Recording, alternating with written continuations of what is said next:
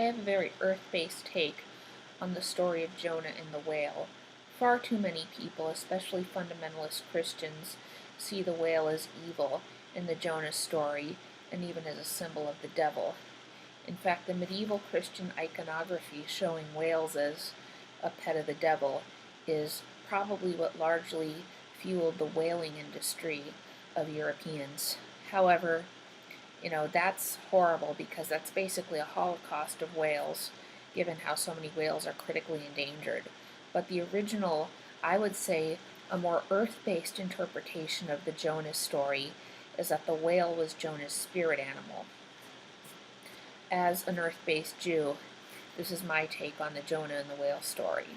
So Jonah was pretty much a jerk in that he didn't warn people in a town not to be wicked. That represents when there's bad stuff happening and so many people don't care.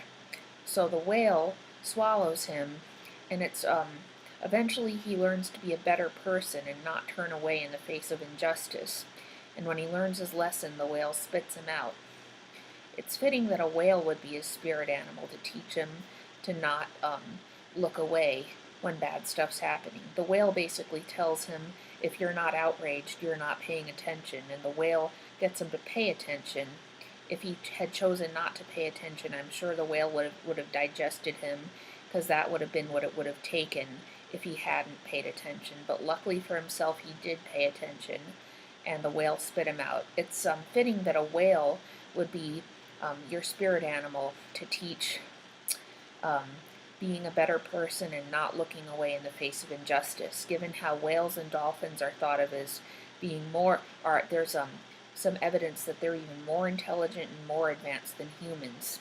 So Jonah learned a lot from a more advanced and more intelligent creature. On Yom Kippur, the Jonah and the whale story is often told, and I hope that within the earth-based Jewish community that can translate into funds and efforts to save whales, and also to take captive whales out of marine parks and retire them to ocean sanctuaries, because that would really sync with the Jonah and the whale story, and also with Yom Kippur, with the Day of Atonement.